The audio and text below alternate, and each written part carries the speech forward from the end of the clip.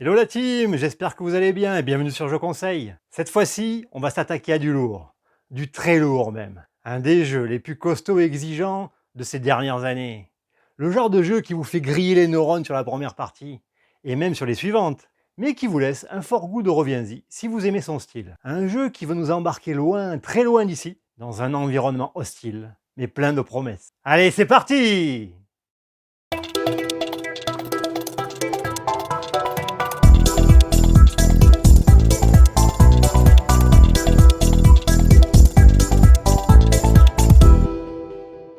Et ce jeu, c'est On Mars, de l'auteur Vital Lacerda, et édité par financement participatif en 2020 chez Eagle Griffon Games. Le jeu est considéré par la communauté comme très complexe. Il demande plusieurs parties pour être à l'aise avec les règles, pour en comprendre les tenants et les aboutissants, ainsi que les stratégies possibles. Je vous propose 2 vidéos sur On Mars. La première vous présentera les erreurs et oublis de règles fréquents, ainsi que mes conseils et astuces pour vos parties. La seconde, qui viendra un peu plus tard, vous fera découvrir un début de partie afin de vous montrer les départs possibles et les options qui s'offrent à vous. Alors prêt? Décollage! Et voici la table de On Mars en début de partie, avec une installation pour 3 personnes. Comme il y a de nombreuses règles à On Mars, qui obligent à souvent avoir la tête plongée dans le livret pendant la première partie, je vais pour commencer vous donner quelques règles qui sont parfois oubliées ou mal interprétées. Au début du jeu, après avoir placé son marqueur d'ordre du tour et reçu son bonus, c'est la personne dont le marqueur se trouve sur la case la plus élevée qui choisit l'emplacement de départ de la navette, côté colonie ou côté orbite. Le choix est important, puisqu'il conditionne le déplacement de la navette à la fin du premier tour. Les cristaux gagnés pendant votre tour sont toujours placés sous votre case dépôt, ici. Et vous ne pouvez pas les dépenser le même tour. Vous les déplacerez dans votre dépôt seulement au début de votre prochain tour, comme ceci. Vous pouvez défausser un objectif personnel de votre main pour l'utiliser comme un cristal, mais que vous devez utiliser de suite. Il n'est pas possible de le stocker sous votre case dépôt. Si vous contribuez à l'une des cartes mission, vous gagnez le nombre de cristaux indiqués. Ici 2, ici 1, ici 1. N'oubliez pas également de diminuer le marqueur de suivi de mission correspondant. C'est pour cela qu'à la mise en place, vous devez placer chaque marqueur mission près de l'action relative. A pour technologie ici, B pour bâtiment amélioré ici, C pour scientifique ici. On ne le voit pas très bien, mais il y a bien 3 cases technologie ici et ici sur chaque laboratoire. Attention, vous ne pouvez pas avoir 2 tuiles technologie identiques dans votre labo. Et n'oubliez pas, vous pouvez utiliser une technologie de n'importe qui pendant votre action. Pour les actions exécutives, vous pouvez en réaliser une avant ou après votre action principale. Avec l'action plan, si vous prenez une carte ici, n'oubliez pas de prendre une ressource correspondante de la réserve. Lorsque vous déplacez le rover, il récupère tous les cristaux sur son passage, ainsi que sur sa case d'arrivée. Le rover est considéré sur la mine de départ au début de la partie.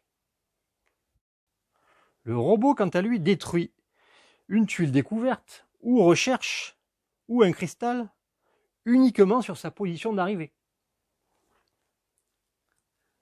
Lorsque vous créez un bâtiment seul ou dans un complexe, prenez toujours un nombre de ressources correspondant au bâtiment créé. Par exemple, violet crée le bâtiment énergie à côté de son robot ici. Il gagne donc une énergie qu'il prend de la réserve. S'il avait créé le bâtiment énergie à côté, à condition d'avoir une technologie de niveau 2 sur un des plateaux, il gagnait 2 énergies de la réserve. Si Violet avait construit son bâtiment sur un robot ou un rover, celui-ci était déplacé sur un hexagone adjacent possible. Pour placer un cube de votre couleur dans la zone progrès, vous devez avoir créé ou augmenté la taille d'un complexe. La construction d'un bâtiment autonome ne vous permet pas de le faire. N'oubliez pas que chaque bâtiment construit fait avancer le marqueur correspondant. Par exemple, Violet a construit un bâtiment énergie ici. Il fait avancer le marqueur correspondant sur la piste LSS. Les mines n'appartiennent à personne, même si un colon s'y trouve. Si un bâtiment est amélioré avec un colon sur la tuile, celui-ci est remis dans ses quartiers d'habitation. Par exemple, John a précédemment construit une mine en complexe de niveau 2, à condition bien sûr d'avoir une technologie de niveau 2 quelque part. Il a placé un colon sur la mine. Violet, quant à lui, a précédemment récupéré un plan qu'il décide d'utiliser pour construire un bâtiment sur la tuile mine. Le colon jaune est renvoyé dans ses quartiers d'habitation. Avec l'action « Accueillir un vaisseau », vous pouvez choisir n'importe quel vaisseau de votre dépôt, et pas forcément dans l'ordre. Le nombre total de vaisseaux que vous pouvez avoir en dehors de votre dépôt est égal au niveau actuel de la colonie. Par exemple, la colonie est au niveau 1. Je ne peux avoir qu'un seul vaisseau en dehors de mon dépôt. Lorsque la colonie montera au niveau 2, je pourrai avoir 2 vaisseaux en dehors de mon dépôt. Si vous avez engagé un scientifique, avec l'action exécutive ici, vous pouvez le faire travailler dans un bâtiment avancé de sa spécialité, quel que soit son propriétaire. Par exemple, John a engagé le scientifique minier. Il peut donc, avec cette action exécutive, le faire travailler sur la carte de Violet. Le propriétaire pourra lui aussi en bénéficier à son tour s'il choisit l'action exécutive correspondante. Chaque scientifique rapportera 3 points en fin de partie pour chaque bâtiment avancé correspondant construit sur Mars, même s'il ne vous appartient pas. Après avoir engagé un scientifique, choisissez une carte contrat de votre choix.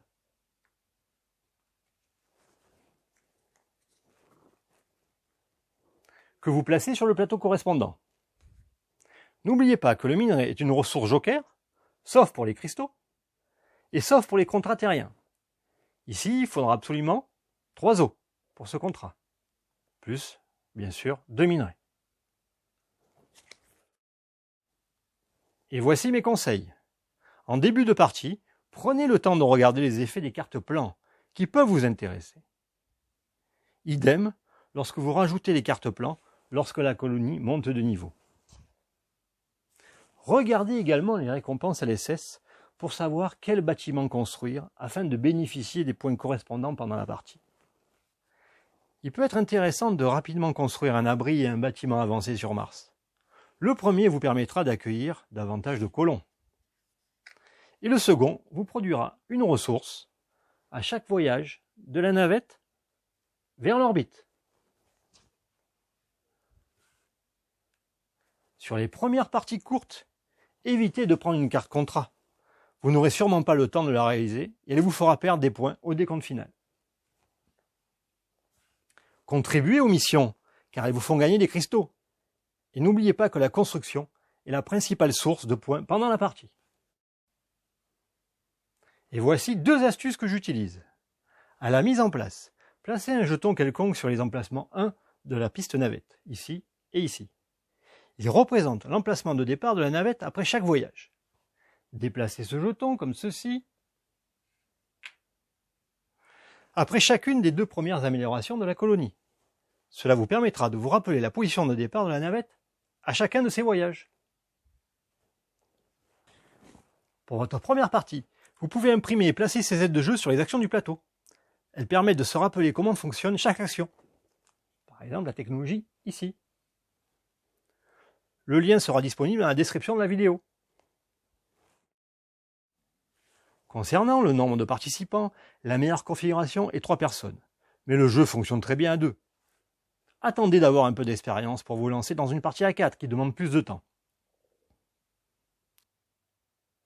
Voilà, j'espère que cette première vidéo vous aidera à mieux appréhender le jeu. En effet, On Mars est exigeant. Il demande une forte attention et beaucoup de concentration. Vous serez sûrement dérouté par ces règles, vous aurez du mal à anticiper vos actions, et vous finirez votre première partie avec le sentiment d'avoir survolé les possibilités du jeu. Mais si vous aimez son style, ne soyez pas découragé et tentez à nouveau l'aventure. Avec les règles en tête et votre première expérience, vous verrez le jeu d'une autre façon. À noter qu'une nouvelle campagne en financement participatif sera lancée en 2021. Elle proposera des modes coopératifs et semi-coopératifs, ainsi qu'un nouveau mode solo. Allez, bon voyage sur Mars et à bientôt sur Je Conseille.